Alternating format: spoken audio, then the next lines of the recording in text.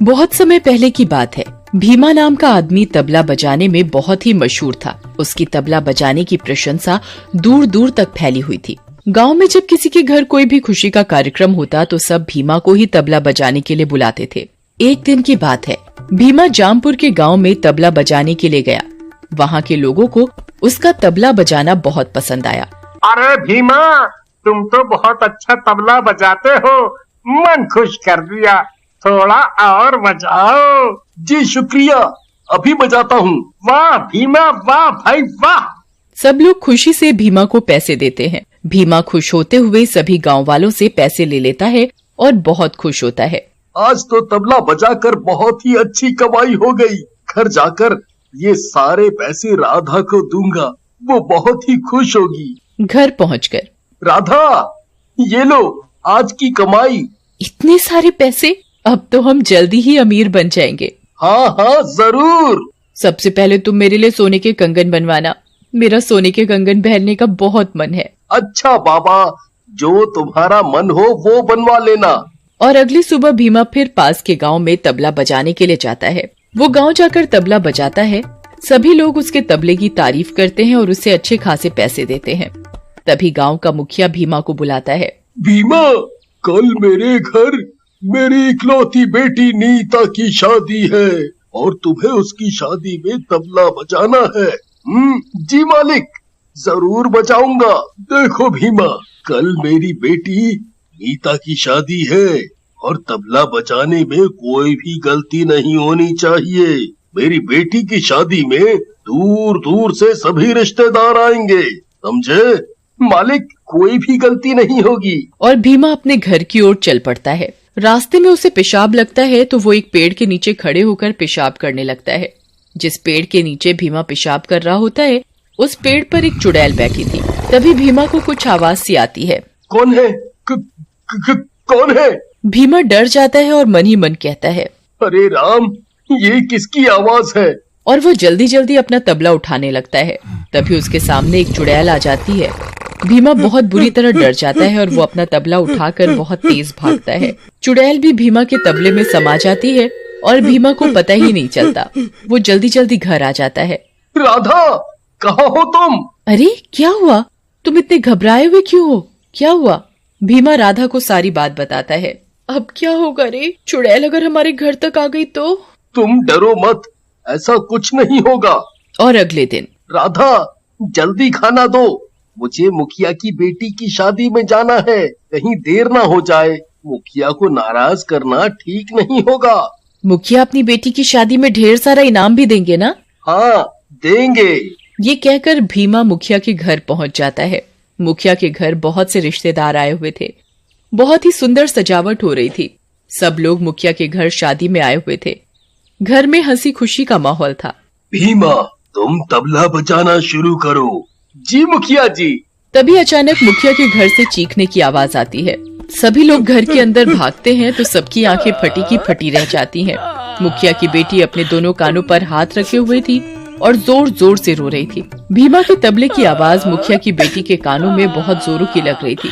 वो जोर जोर से चिल्ला रही थी, बंद करो, बंद करो। तभी मुझे कुछ सुनाई नहीं दे रहा और उसे एक चुड़ैल दिखाई देती है। चुड़ैल को देखकर मुखिया की बेटी की चीख निकल जाती है। चुड़ैल उसके दोनों कान बहरे कर देती है। हाय मेरी बेटी, तुझे ये क्या हुआ? मेरी बेटी, बेटी।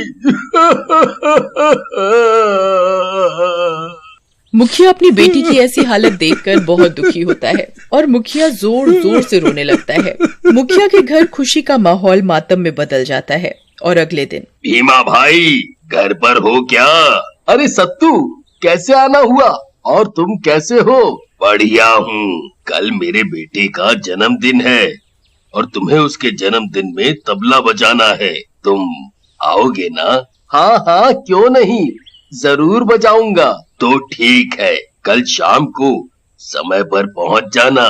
ठीक है। अगली शाम भीमा तैयार होकर सत्तू के घर जाने की तैयारी करता है और वो अपना तबला उठाने लगता है। उसे तबले में से कुछ डरावनी आवाजें आने लगती हैं। भीमा आवाज सुनकर डर जाता है। तभी तबले में से चुड़ैल निकलती है और तबला अपने आप बजने लगता है।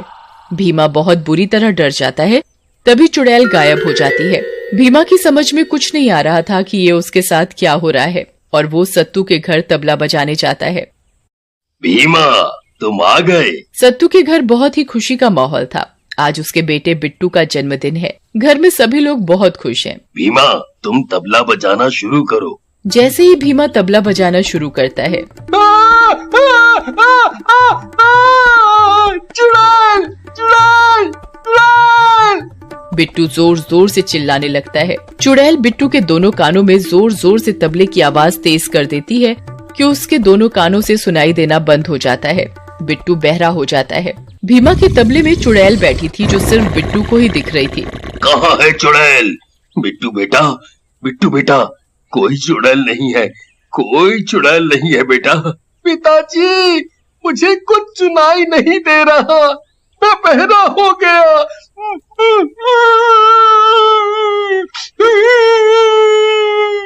बिट्टू का जन्मदिन दुख में बदल जाता है। हाय मेरा बिट्टू, तुझे क्या हो गया? अभी तो सब कितना ठीक था। बेचारे बिट्टू के साथ बहुत बुरा हुआ। पहले मुखिया की बेटी के साथ ये सब हुआ, अब बिट्टू के साथ ठीक नहीं है। अब बिट्टू के साथ सभी लोग अपने अपने घर चले जाते हैं। कुछ दिनों के बाद गांव में एक प्रतियोगिता का आयोजन था। सभी लोग अपना हुनर दिखाने के लिए उसमें भाग ले रहे थे। क्यों ना मैं भी इस प्रतियोगिता में भाग लूं? जो जीतेगा उसे अच्छा खासा इनाम मिलेगा। भीमा जैसे ही तबला बजाने लगता है, मंच पर बैठे सरपंच के कानों में भीमा के तबले की आवाज जोर जोर से लगने लगती है। भीमा के तबले में बैठी चुड़ैल तबले की आवाज बहुत तेज कर देती है, जिससे सरपंच के दोनों कानों से सुनाई देना बंद हो जाता है। हाय, मर गया रे मेरे कान। अरे कोई सुनो रे, मेरे कानों को क्या हो गया? कोई बचाओ रे, मुझे कुछ सुनाई नहीं दे रहा। सरपंच जी, आप ठीक तो है ना? अरे समझ में नहीं आ रहा, आखिर इस गांव में हो क्या रहा है? जब किसी के यहाँ कोई भी उत्सव होता है तो उसके घर कोई ना कोई बहरा हो जाता है। पहले मुखिया जी की बेटी के साथ ऐसा हुआ, फिर बिट्टू, अब सरपंच जी। मुझे तो लगता है इस गांव पर बहुत बड़ी मुश्किल आने वाली है। तभी गांव का एक आदमी कहता है, मुझे तो यह सब भीमा का करा धरा लगता है। जब भीमा किसी के आयोजन में तबला बजाने जाता है, तब कोई ना कोई बहरा हो जाता है। हाँ, हो, तुम सही बोल रहे हो। अरे भाई, मैंने कुछ नहीं किया, मुझे मत मारो। मैंने कुछ नहीं किया। मुझे कुछ नहीं पता कि ये सब कैसे हो रहा है। मैं तो सिर्फ तबला बजाता हूँ, मेरा इसमें कोई हाथ नहीं है। मुझे जाने दो, मुझे जाने दो, मुझे जाने दो। भीमा जोर जोर से रोने लगता है और भीमा के हाथ से गांव के लोग तबला छीनने लगते हैं। तभी उसमें से एक चुड़ैल निकलती है। चुड़ैल, चुड़ैल, भागो रे भागो, अरे चुड़ैल है। गांव के सभी लोग चुड़ैल को देखकर बहुत बुरी तरह डर जाते हैं। चुड़ैल भीमा का तबला बड़ी जोर जोर से बजाने लगती है।